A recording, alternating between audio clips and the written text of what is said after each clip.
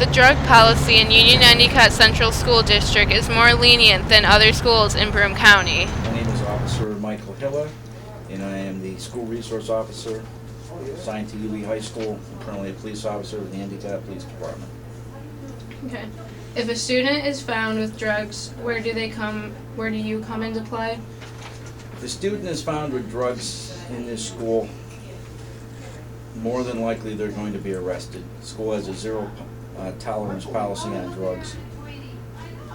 If they're over 16, they're definitely going to get arrested. If they're under 16, it would depend on what type of drug is found on the student. Okay. What is done with all the confiscated drugs? The confiscated drugs are collected and stored in a secure locker, and then whenever our detectives deem necessary, they destroy them. Normally they're taken to an incinerator and burned. What happens to the student depending on how much and what the drug is? Well, what happens to the student is really a two-part question. You have the police and the school.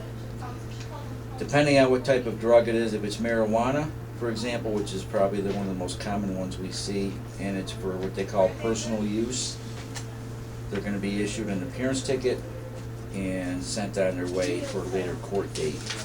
If they're deemed to have enough for what I would determine to be a sellable weight, or if it's a controlled substance, prescription, or cocaine or whatever, they're probably going to wind up in our jail cell for what's called an immediate arraignment, which means we'll either call a judge in or a judge will be there and the judge will set some type of bail. But according to Mr. Thomas Beerworth, a high school associate principal who has 8 years at UE under his belt, UE has a zero tolerance policy.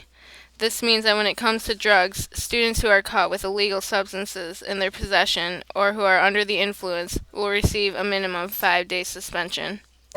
Yes, my name is Thomas Beerworth. I'm an associate principal at the high school. This is my 8th year in this position.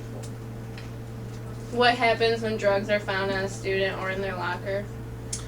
When a student is found with drugs, either in possession or under the influence of, we have a zero tolerance policy. The student is automatically suspended out of school. That's considered a short-term suspension for 5 days. Regardless of age, the student is allowed to maintain their academic environment in their coursework by going to an alternative location to get their work sent to them with teachers there. So we try to keep the student on track.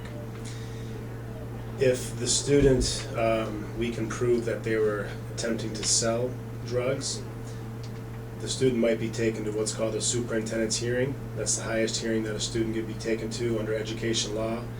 And normally, if that happens, the student won't return to the high school for usually 1 calendar year. The superintendent, as his or her discretion, can commute that sentence if there's good behavior for a lot of different circumstances. If the student is directed to attend drug counseling or goes to rehab and complies with those things, their sentence could be shortened or commuted, and they could return to the school earlier than a year. What if a student is found with drugs multiple times?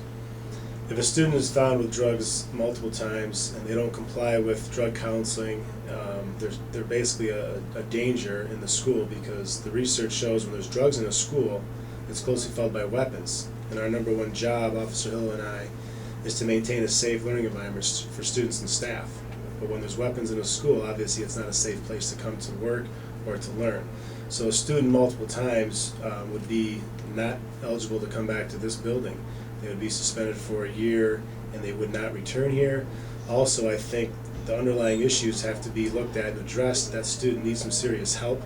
So we're not really in the punishment business, we're in the protection business, protecting that student and all the other students and staff members that work here.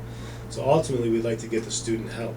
And most of the time when students are caught with drugs, either possession or the influence, we offer several outside services, outside drug rehab programs to encourage the parents of these students to take them there and get the help that they need.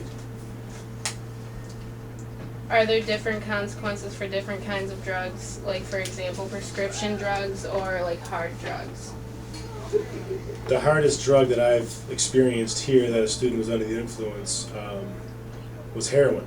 And that student ended up being suspended and taken to a hearing, did not return to the building, and I believe right now is incarcerated. But any type of prescription drug, any type of illegal drug, it spells it out in your code of conduct, any type of narcotic, any cocaine, amphetamines, heroin, steroids, hallucinogens, look-alike drugs, ecstasy, designer drugs, anything's fair game. We don't really discriminate based on what the drug is. Because alcohol is a drug, and if a student is found under the influence of alcohol, they are suspended as well. And we reserve the right to use the Alka-Sensor, which is also known as a breathalyzer, to determine if a student is under the influence of alcohol or not, which is probably more prevalent, more common than marijuana use in this building.